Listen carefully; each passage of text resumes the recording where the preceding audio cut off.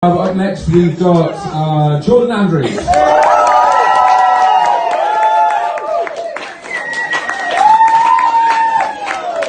Alright, hello, my name is Jordan, and there's only one thing you need to know about me, and it's that I'm a player.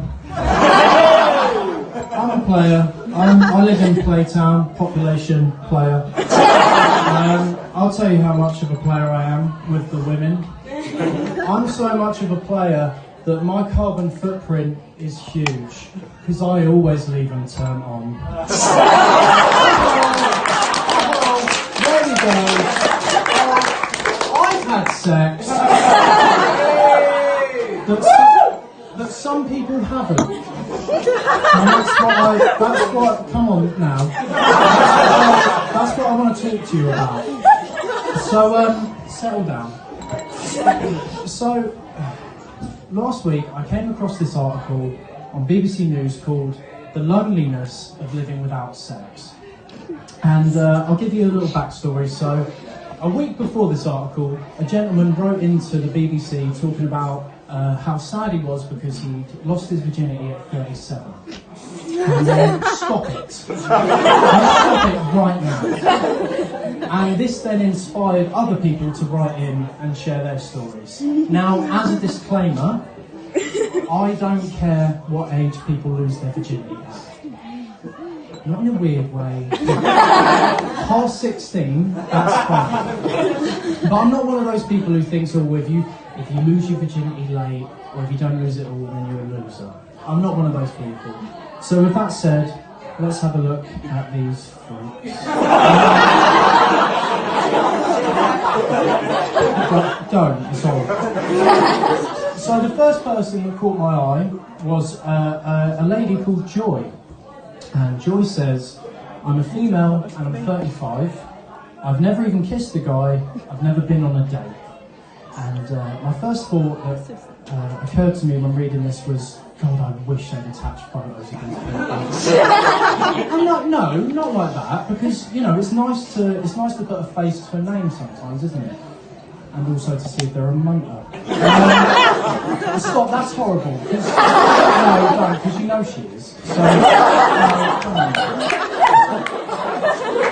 that's not nice. Okay. Robert said, I finally realised I was unlikely to get anywhere when turned down by a prostitute in my 30s. So, someone you pay for sex has had a look at Robert and gone, I mean, you want to see a photo of Robert.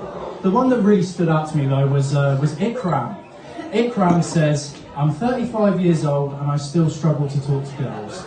Right, I'll tell you why, because you're 35 and you still call them girls.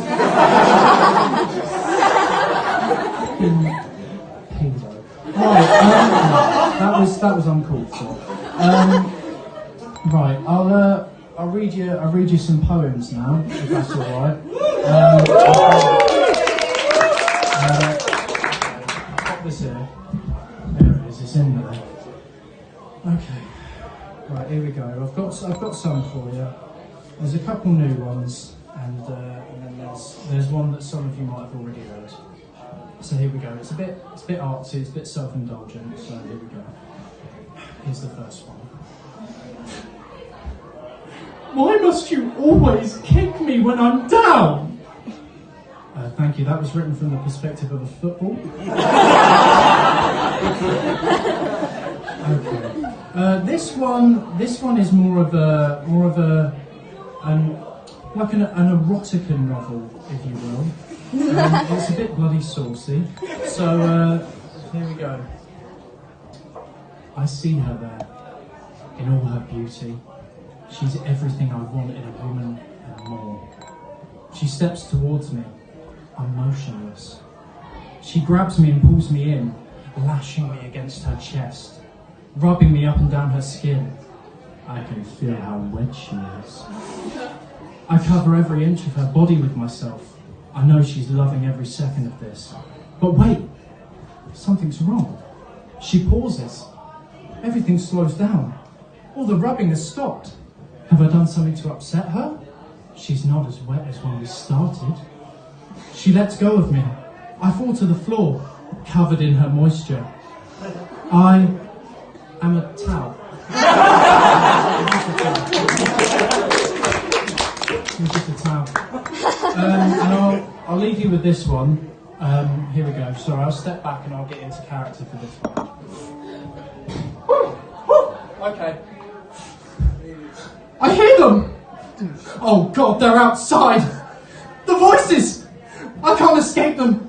They're right outside the house! They're all chanting the same thing! Make it stop! Ah! Ah! Thank you, that was called Carol Service.